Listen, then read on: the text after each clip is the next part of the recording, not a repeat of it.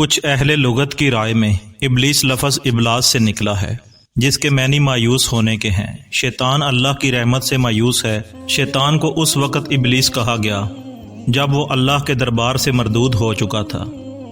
جب تک وہ ملائکہ کے ساتھ رہا اس وقت تک اس کا نام اسرائیل تھا۔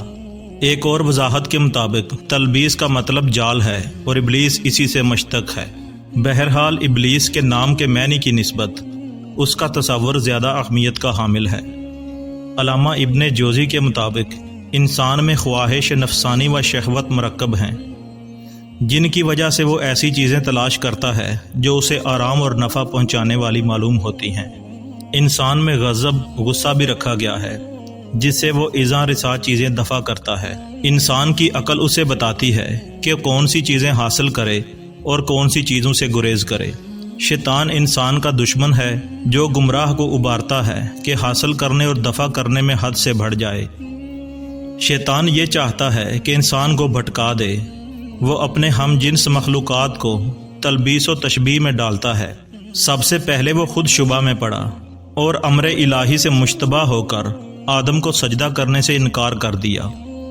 ابلیس متکبر، مغرور اور نافرمان تھا، اس لیے بارگاہ الہی سے مردود قرار پایا۔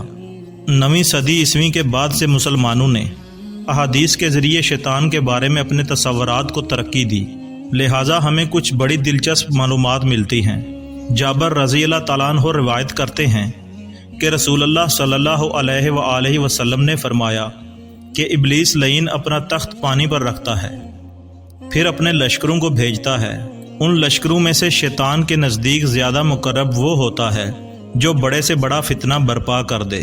جابر رضی اللہ تعالیٰ عنہ نے ہی رسول اللہ صلی اللہ علیہ وآلہ وسلم کا یہ قول روایت کیا ہے کہ شیطان اس بات سے نا امید ہو گیا کہ نمازی لوگ اس کی پرستش کریں، لیکن وہ ان کے درمیان جھگڑا ڈالنے کے ذریعے ان پر قابو پائے گا۔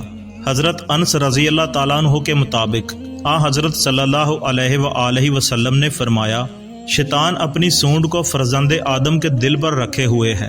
اگر وہ خدا تعالیٰ کا ذکر کرتا ہے تو شیطان سونڈ پیچھے ہٹا لیتا ہے، اور اگر وہ خدا کو بھول جاتا ہے تو اس کے دل کو نگل جاتا ہے۔ فتادہ رضی اللہ تعالیٰ عنہ سے روایت ہے کہ ابلیس کے پاس ایک شیطان کبکب نامی ہے، اس کے منہ پر 40 برس سے لگام چڑھا رکھی ہے۔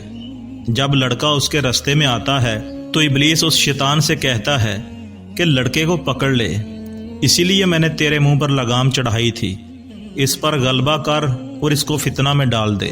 حارث بن قیس رضی اللہ تعالیٰ عنہ سے روایت ہے کہ جب نماز پڑھنے کے دوران شیطان تیرے پاس آئے تو کہے کہ تو ریا کر رہا ہے تو نماز کو خوب طویل کر دے۔ اس کے علاوہ حضرت نوح علیہ السلام، حضرت یحییٰ علیہ السلام، حضرت عیسیٰ علیہ السلام اور حضرت موسیٰ علیہ السلام کے حوالے سے بھی شیطانوں کے قصے احتضاء کر لیے گئے یا دیگر اقوام سے مستعار لے کر ان کی شکل بدل دی گئی۔ مثلا سالم بن عبداللہ اپنے باپ سے روایت کرتے ہیں کہ جب حضرت نوح علیہ السلام کشتی میں سوار ہوئے تو اس میں ایک انجان بڈھے کو بھی دیکھا گیا۔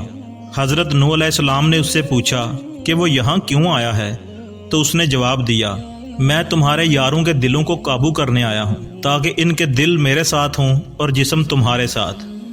تو حضرت نوح علیہ السلام نے فرمایا کہ اے خدا کے دشمن نکل جا۔ ابلیس بولا، 5 چیزیں ایسی ہیں جن سے میں لوگوں کو ہلاک کرتا ہوں، ان میں سے 3 تمہیں بتاؤں گا اور 2 تم سے نہ کہوں گا۔ حضرت نوح علیہ السلام کو وحی ہوئی کہ اس سے کہو کہ 3 کی مجھے حاجت نہیں، لیکن باقی 2 بیان کر دے۔ ابلیس نے کہا کہ انہی 2 سے میں آدمیوں کو ہلاک کرتا ہوں اور ان کو کوئی جھوٹ نہیں کہہ سکتا۔ ایک چیز تو حسد ہے جس کی وجہ سے میں خود بھی ملعون ہوا اور شیطان مردود کہلایا۔ دوسری چیز حرص ہے، میں نے حرص کی بدولت آدم کو جنت سے نکلوایا۔ پھر جب وہ جنبش کرتا ہے تو زمین پر شر و فساد جو کہ 2 یا زائد افراد کے درمیان پیدا ہوتا ہے وہ اسی کی حرکت سے ہوتا ہے۔ سالم اپنے باپ سے روایت کرتے ہیں کہ عبداللہ بن مسعود رضی اللہ تعالیٰ عنہ نے کہا کہ رسول اللہ صلی اللہ علیہ وآلہ وسلم نے فرمایا کہ ہر ایک آدمی کے ساتھ اس کا قرین موکل ہے۔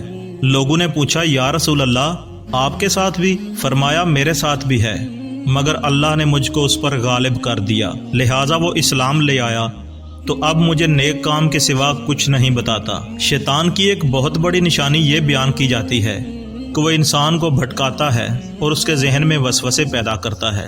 ناظرین محترم، میری اگلی ویڈیو میں آپ ان شیطانی وسوسوں کے درجے معلوم کر سکیں گے جو شیطان انسان کو گمراہ کرنے کے لیے آزماتا رہتا ہے۔